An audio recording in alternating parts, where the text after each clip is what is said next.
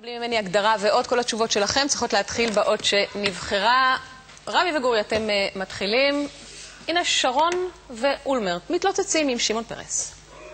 נראה מוזר, כל איזה שנתיים להיפרד משמעון פרס. מפרידה לפרידה, ברוך השם, הוא ממשיך והוא ימשיך. אני חושב שעוד ייפרד מאיתנו. והשאלה, איך יקראו למופע של השלישייה? האות מם. מהיוצרים שהביאו לכם את הכור האטומי ממלחמת לבנון, אמא שלי. לא יפה. אמא, סליחה.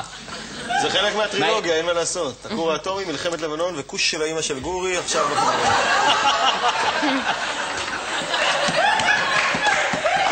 מארז DVD מהודר לחגים. רק במדיה דיירקט, אפשר לראות את הכוש של אמא של גורי. די, אמא שלי רואה את זה!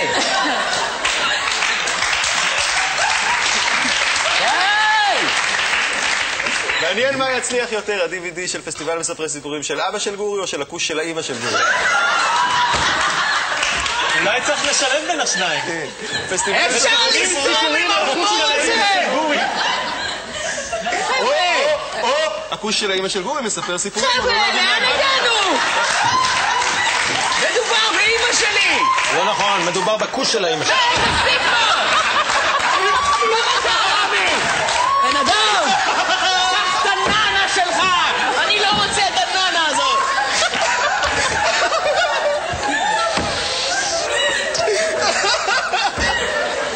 כן, מעולם לא ישבתי כל כך הרבה זמן, אולי בלידה. ודיברו על הכוש של האמא שלי. חוץ מטוקבקים בוויינט. עכשיו אתה מרגיש איך הרגיש דן בן אמוץ. בדיחה ל... עכשיו אני יכול לנסות ולצלוח את הבדיחה הזאת? אני רואה סיכוי קטן מאוד שתצליח. אני חייב להגיד לך משהו אחרון, היסטורי. אתה יודע, על איזה ארצות הסתרעה ממלכת ישראל הקדומה, מהודו ועד הכוש של האמא שלך.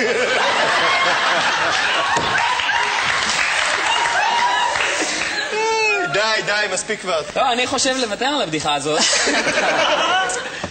מהיוצרים שהביאו לכם את מלחמת לבנון, הכור האטומי וארקדי גיידמק, מגיע המחזמר הנוצץ, ליכוד מושחת. מצחיק, אבל לא כמו הכוש של האמא.